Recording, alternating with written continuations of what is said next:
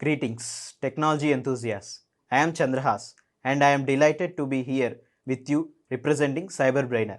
Do you not believe that the technology sector is advancing at an unprecedented rate, making this an opportune moment to acquire the skills that will facilitate your progress?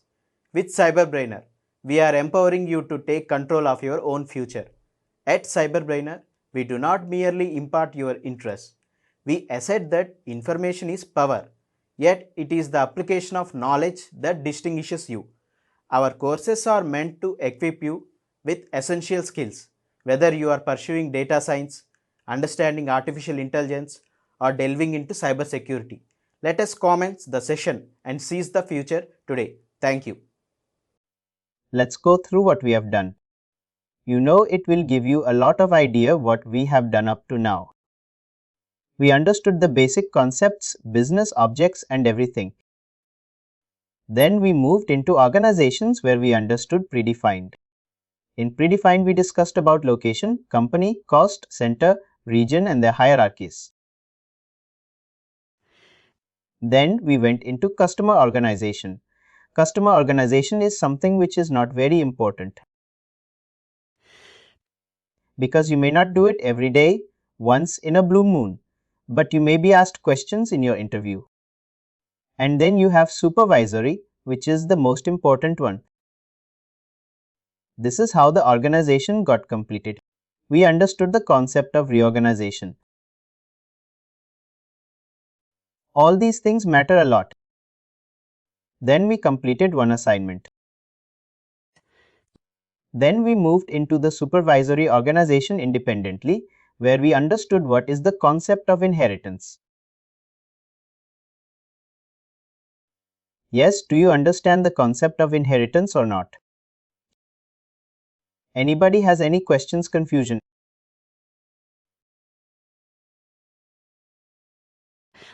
And then we also understood how you map the people you know, managers and everybody in a supervisory organization. We did an activity for that.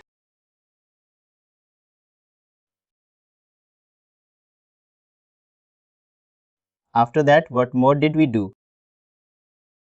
We went into the staffing model.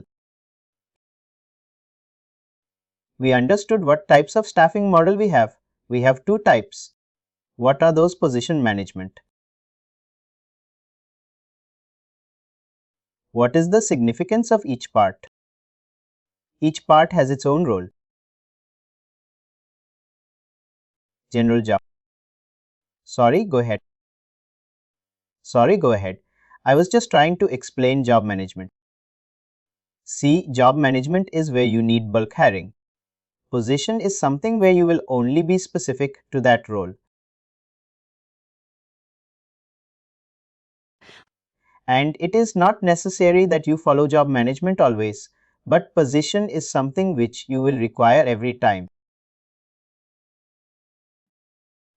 Generally, you will see the maximum staffing model is position, but that is maximum.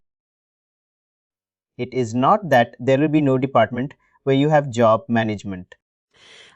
There will be certain departments, and depending upon the industry segment, wherever it is getting implemented. Job management can be a major part of the staffing.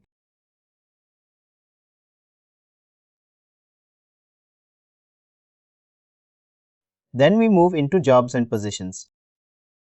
That is our chapter 4.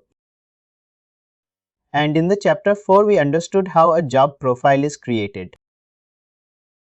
And that is also a base chapter for recruitment module. Then we understood how a job profile is created, how a job family is created, and how a job family group is created. What is the relationship between a job family group, a job family, and a job profile?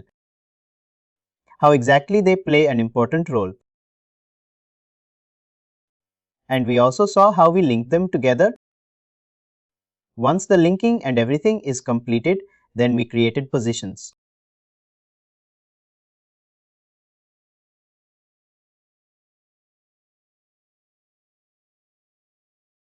And then we linked the job profiles with the positions. And then I showed you how exactly we use the business process of creating positions.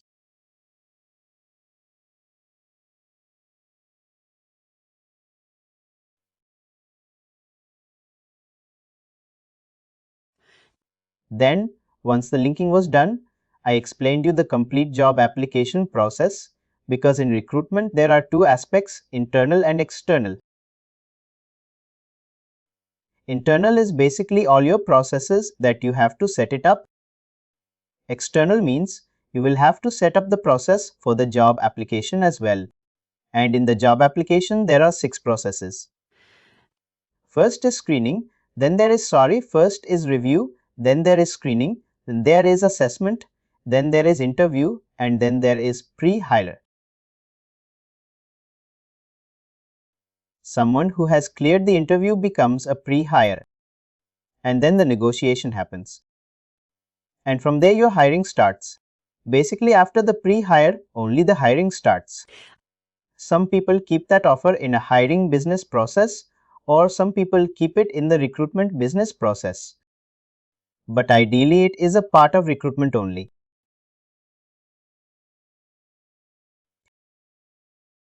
Then we also understood how a position plays an important role.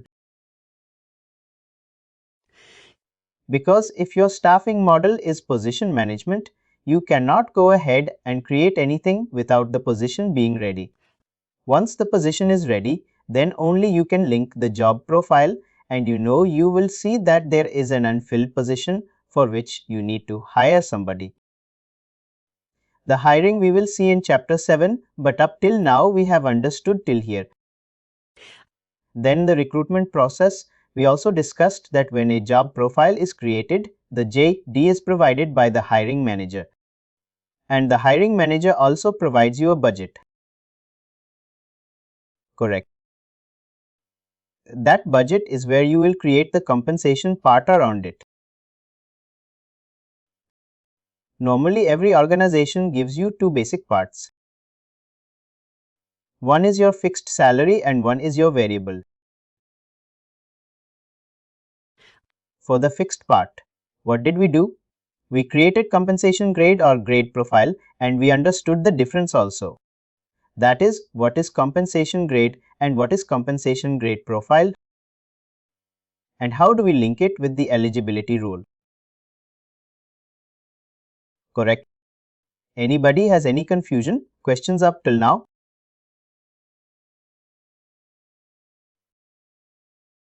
Then on the variable part, we know that there is different allowance plan.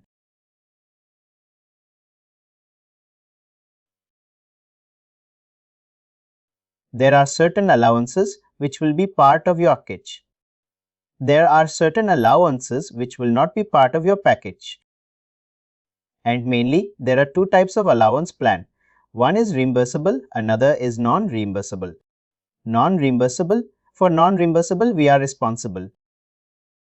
As a HCM consultant, we are responsible.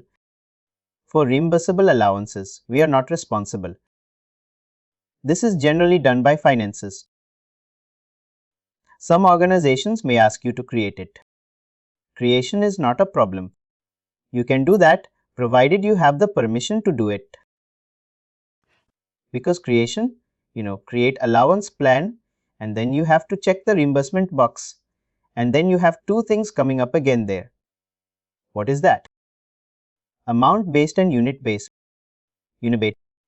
And it will tell you what exactly you have to do. Whether it has to be any particular amount that you have to create, you can do that. If it is a unit, you can do that. Then in the non-reimbursable side, there are three options: amount based, percentage based, and unit based. And we have understood the difference and how do we use each of them together. That is where your compensation chapter completed. And then finally, we create a package. Package is a combination of compensation grade or grade profile. It depends what you want to use. You want to use a compensation grade, you can go ahead and use a grade. If you want to use a grade profile, you can use a grade profile. There's no restriction. Only.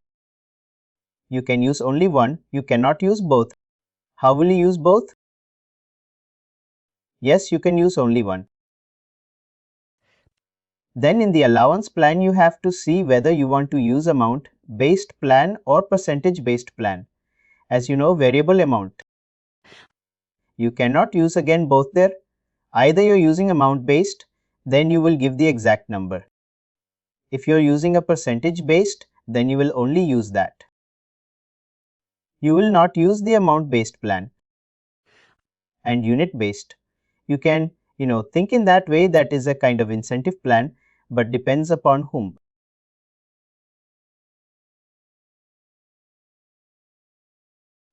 It depends upon the organization, what they want to put and how they want to put. Please do like, share and subscribe to our channel.